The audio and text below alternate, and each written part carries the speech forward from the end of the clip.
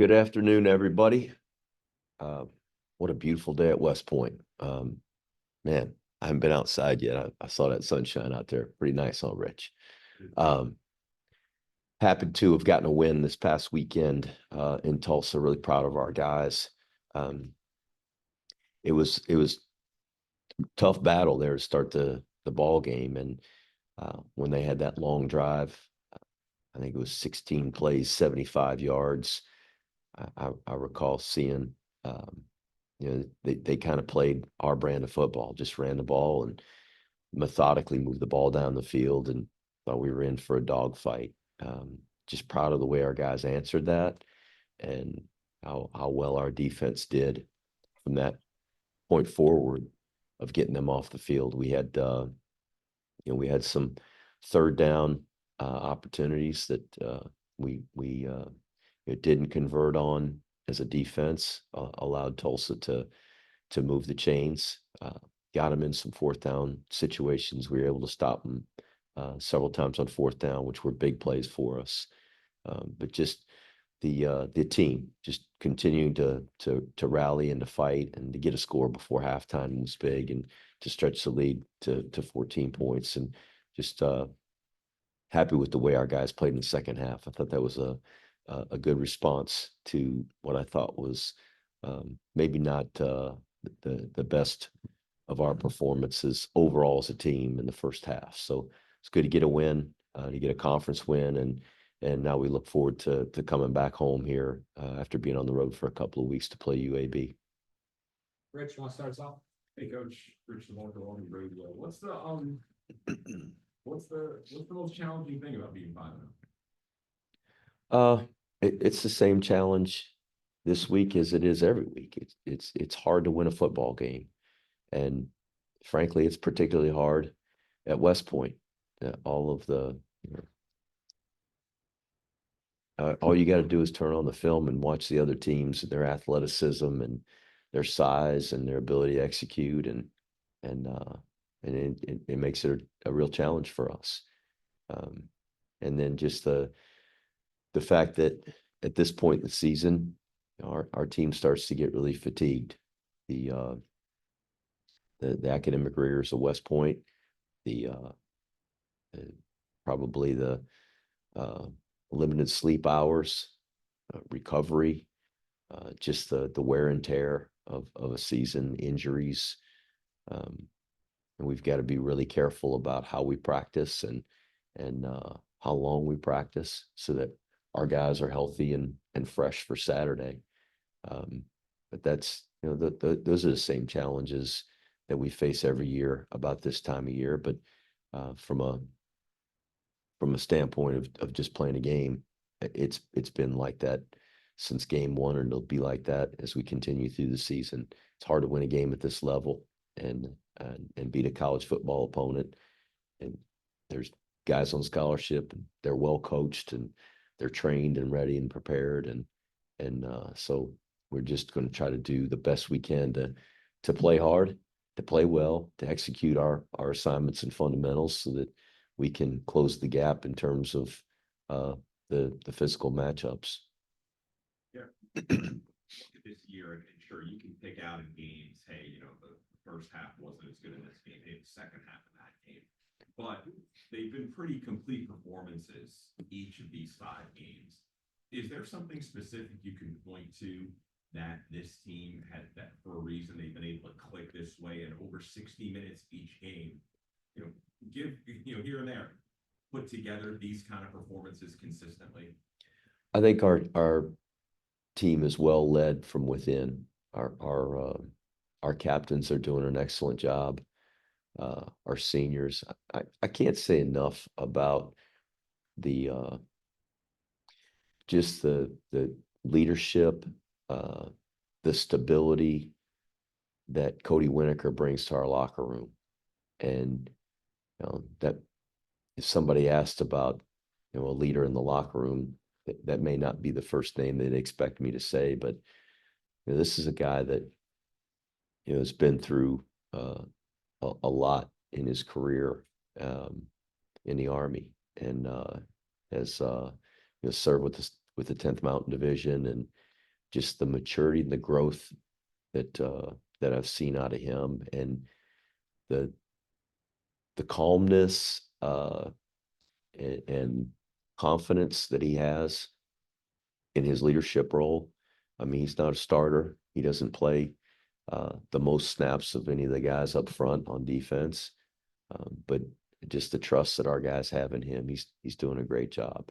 And Max and Kyle and Bryson, each one of those guys individually, their personalities and the way that they lead, they all complement each other very well.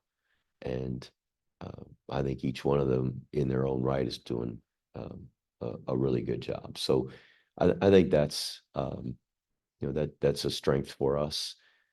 There's a determination in this team, and a drive in this team that I think is uncommon, and it's fun to see them go out there every day at practice and really work. And you know, I always chuckle. I hear people say, "Oh, he comes to work every day." Well, anybody's got a job comes to work every day. You know, do they put the work in? Do they put the effort in? Do they have a great attitude? Are they trying to help others be better because of their performance and their effort? And I think we've got a team that really cares about each other, and they feel compelled to do their best because of their loyalty to the team. And most teams I've been a part of that had that spirit have been fairly successful teams. Connor, kick us off on Zoom. Cool. Seth, you can start us off. Good afternoon, Coach. Great game again. Very exciting to see the team do well. Two questions. Number one is, tell us a little about what you know about UAB and what you'll be, how the team is planning ahead for this game. Certainly just their athleticism, watching them on film. We've watched a good bit of film already on them, starting on the plane ride home from the game on Saturday.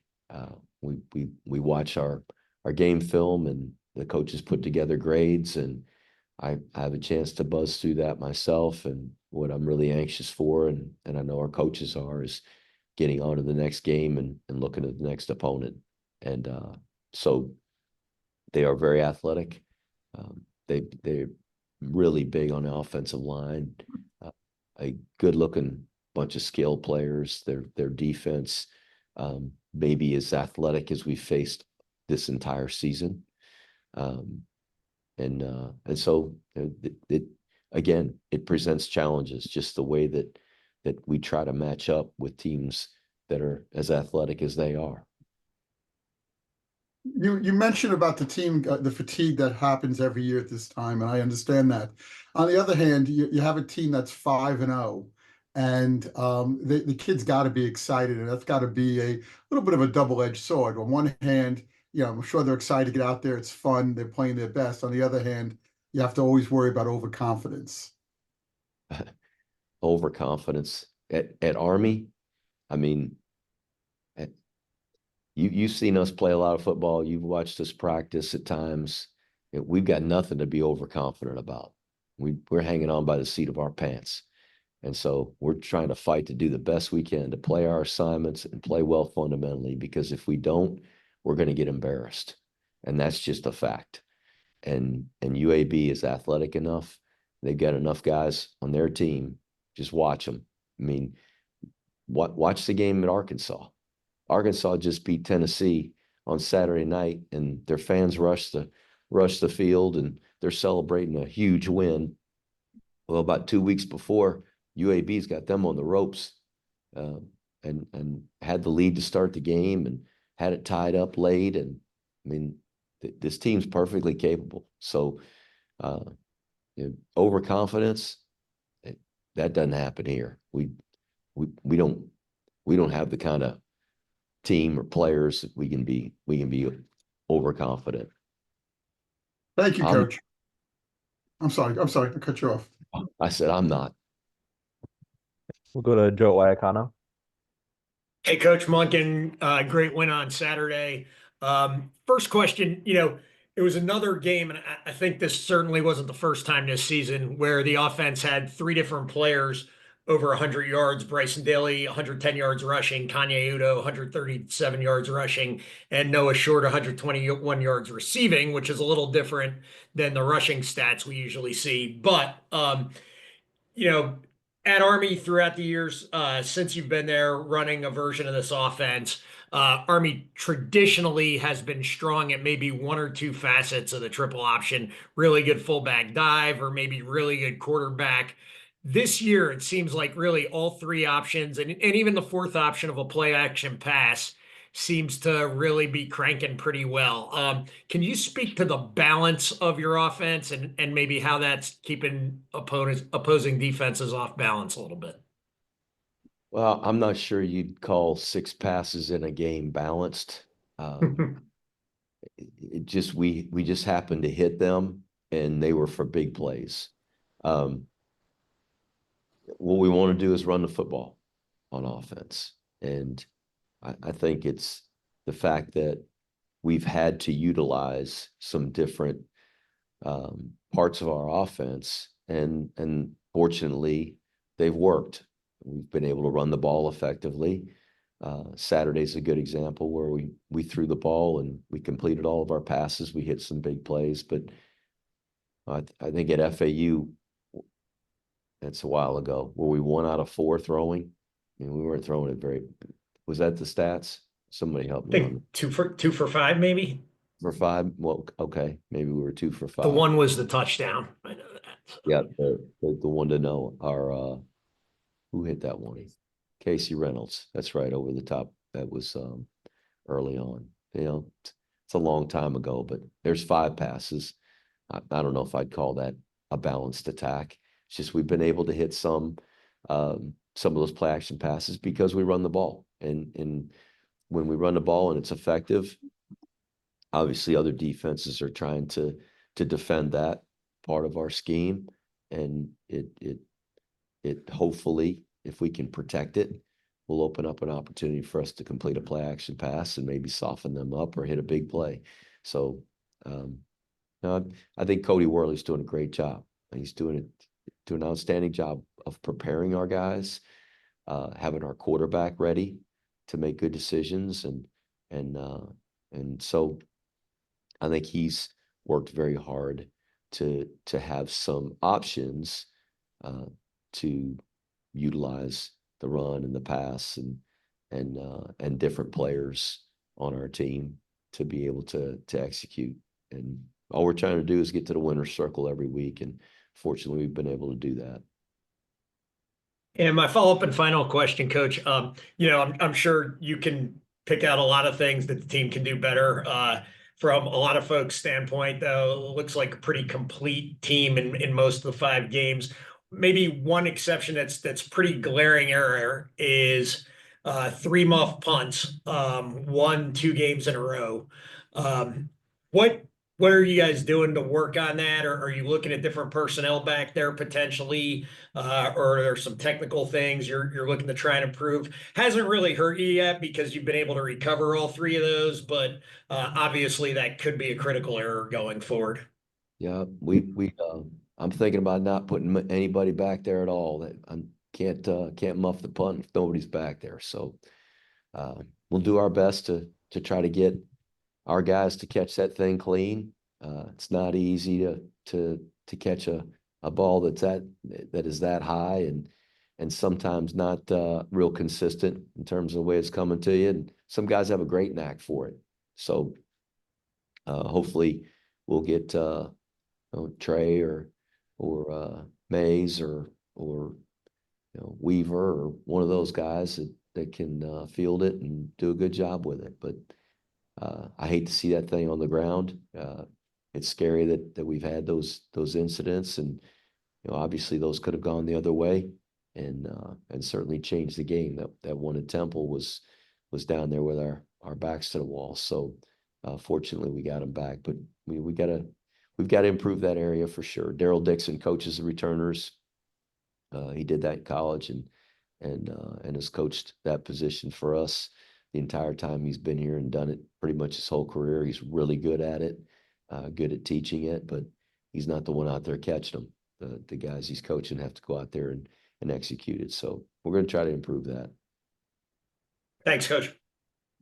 We'll go to Ken Krater. Oh, good afternoon, Coach. We're down at the American Athletic Conference Media Day. Trent Dilfer, their coach, spoke and gave a very high energy talk. He's obviously had a terrific NFL career as a quarterback, won a Super Bowl. What is your experience been with Coach Dilfer and what he brings? That was the first time I met Coach Dilfer, was at the conference meetings. Obviously had a great NFL career, had a tremendous career as a high school coach, and he's very short into his tenure at UAB and building that. And I listened to his press conference, and I can tell by his voice that he's very frustrated right now. And if you rewind about 9 years ago, you'd probably see a Jeff Monken sitting here at this table very frustrated with where we were at. And it's it's difficult. It's difficult to build a program and to operate a program. And I'm certain all of the new challenges facing college football programs and maybe particularly at the group of 5 level, the turnover within your rosters and the changes each year to build that comes with some unique challenges, and I'm sure he's facing that. So he's he's obviously a great competitor, and you've seen his team compete at a really high level as they did against Arkansas, and so very capable team, guys that he's recruited and developed, and they're those guys he's got on his team, they're going to compete just like ours, and I expect it to be a highly competitive game because they got a highly competitive guy coaching their team. Coach, their quarterback, Jacob Zeno, completes a high percentage of his pass, 69%, 82 of 118, 204 yards a game. What do you see in their quarterback? He does a really good job distributing the ball, and he's been elusive for a guy that throws the ball and completes passes like that. He gets in trouble, gets himself out of trouble. He had a couple plays against Tulane where he got flushed and got outside the pocket and found a receiver. He had some where the pocket collapsed. He was able to step up kind of into traffic and deliver a throw. Made a really nice throw down in the red zone late in the game and completed a pass which gave him a chance to score a touchdown. So he's a good player, and I know Coach Dilfer is really encouraged by him and his play, and he's got a strong set of skill players around him, the running backs, receivers, and so as I said, they're going to have some weapons and some guys that can run, check track times of their players and check track times of ours. Seth asked about overconfidence. That scares the heck out of me. They played Navy. Does that help their defense, having played an option type of team before? Do you think they've learned something from playing Navy earlier in the season? I think anytime that a team has an opportunity to face a unique offense like ours, they're going to learn lessons, and it may be how they defend us and the structure of their defense, tweaking and changing and improving. It may be making some major changes, just as how they want to attack us and how they want to defend us. We obviously don't know what we're going to see on Saturday. As I mentioned a couple weeks ago, Temple played Navy early in the year, and they played a particular defense and came out against us and played a different defense. And so I don't know if that'll be the case this week or not. That's yet to be seen. Thanks, Coach. We'll go to Ken McMillan. Hi, Jeff. This year, Army has scored on its first possession 5 times and on the second possession 4 times.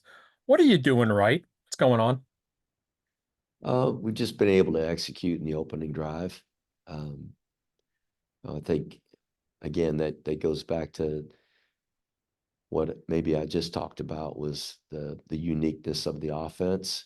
It's difficult for defenses or I should say scout teams uh, to prepare a defense for that, the speed of it, because it is so different. It to take guys in your program and say, here's an offense we're going to run this week. It's different from the offenses you've been simulating the rest of the year. It's different from our own offense, the one you're trained in, and we've got to prepare our defense to do that. And I think what happens in games often is we're able to see some early success with teams that may not be as familiar with it. But as the game goes along, it slows down for the defense, and typically they do a better job of defending us as the game goes along.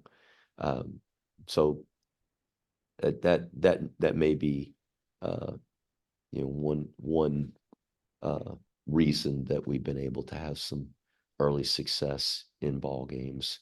But our guys are they're playing hard. They're trying as hard as they can, and we've just been able to make some plays. And Saturday we had the big pass play that allowed us to get that first touchdown, and we didn't score in the second drive. It was again they get accustomed to seeing the actions and the angles and the speed of it, and so I hope it'll last. Hoping we can continue to do that. Jeff, I know you touched on this a few minutes ago with Seth, but is there a danger of facing a struggling team? And are you ever afraid that they might just come out with something totally different to kind of break their skid? I don't know how I can phrase it anymore. I'm scared to death every week about every team we face. I mean, every team we've faced so far this year has had access to recruiting every player in our program. However, we don't have access to recruiting every player in any of the programs that we face this year. So the players that they have in their program, the athletes that they have in their program, we don't match up with those guys physically. Collectively, we got some talented guys on our team. I'm not discounting the fact that we don't have some talented players. We do. But we don't have access to all the guys that everybody in college football has access to. So they're going to have really good players. And so every week when I watch a team, I'm scratching my head trying to figure out how we're going to match up with the skilled players that they have, with the size of the linemen that they have. So that's just being frank, Ken. No, I guess my question is more like, remember how you threw the curveball at Coastal and you just ran the ball crazy?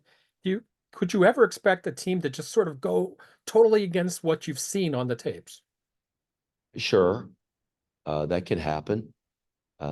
It's difficult to prepare for what we might see because I guess the sky's the limit there. They could do anything, imaginable. But what gives a team the best chance to succeed? Doing what they've been trained to do, doing what they do most often. What we did last year against Coastal wasn't completely different from what we had been doing. Mm-hmm. We put our hands under the center at quarterback, but we still ran many of the same plays. We still ran the zone. We ran that from the gun. Still ran power, ran that from the gun. We added a midline element, which we hadn't run from the gun, but we'd been running read plays, read option plays. So that wasn't as big a change for our guys. And it's something that our veteran players had some experience in. So I don't know that UAB is going to go to the triple option this week. But maybe they'll do some things that they haven't been as, I guess, accustomed. I shouldn't say that. Just haven't showed as much. Maybe they add some plays. Maybe they do some things differently. Maybe they change their tempo. I don't know. We'll see. Jeff, we've talked to Bryson Daly all year. We've talked to you about Bryson, but can you tell us one thing or two things about Bryson that maybe we don't know, or stuff behind the scenes? I don't know. You guys do a pretty good job of prying that out of them. And Eric does a good job of sharing most of the stories about our guys. Bryson's a coach's kid, and so he grew up around the game of football, and his whole family is involved in football, coaching football and playing football, and it's a football family, and he loves the game of football. He loves to play it, loves to compete. He's a good leader. He's a tough leader. Very unselfish. Could care less if he throws it, runs it, gives it to somebody else were to play quarterback in place of him. He wants to be in there, but he wants to win. More than anything else, he wants to win. And that's the best thing about him. Guys like that, that just care about winning, don't care about stats or who is in the ball game. They're great team guys, and they help their teammates win. And that's just who he is. He just happens to be our starting quarterback and the best quarterback we've got right now. And so that's a plus for us. He's in there making plays. He's able to be in the huddle every play, leading that team and showing that fiery competitiveness that he has when he's out there on the field.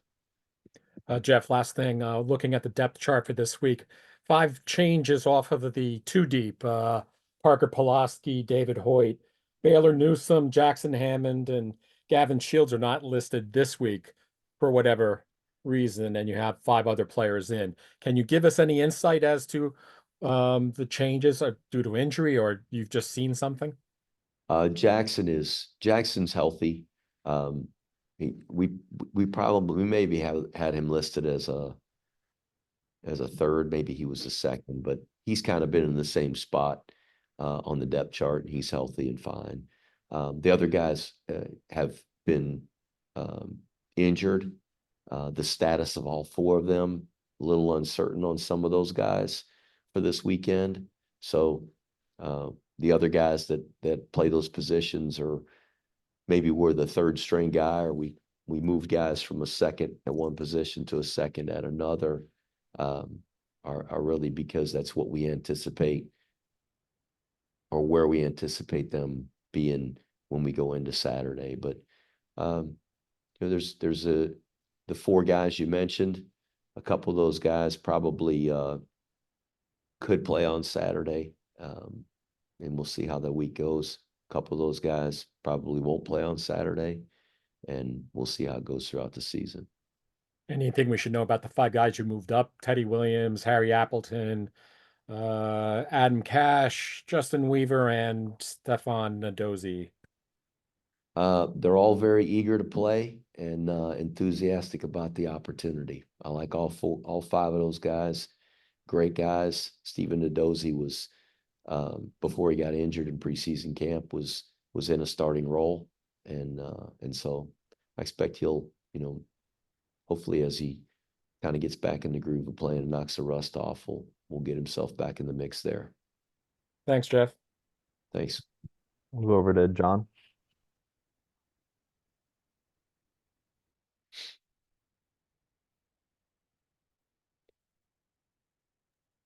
Okay, we'll go to Sal. Hey, Coach, how are you? Good, Sal. Thanks. I just have one question for you. Could we see the debut of Tyrell Robinson on Saturday? We're still waiting to find out. I think it's a possibility, but that's not my call, and I don't want it to be my call. That's for our medical staff, our doctors and trainers to make that decision. And so when he's ready, when they feel he's ready and he feels he's ready, we'll have him out there. But it could be this weekend, but we still got some evaluations to do this week, and that's how close it is. It really is just evaluating him every day and making that determination. Could he be the answer in the return game if he can get on the field? He's certainly a guy that's got a lot of experience doing that at punt returner. So I anticipate when he comes back and is healthy that job will likely be his. Good luck on Saturday, Coach. Thanks a lot, Sal. We need it. Thanks, everybody. Have a great day, everybody.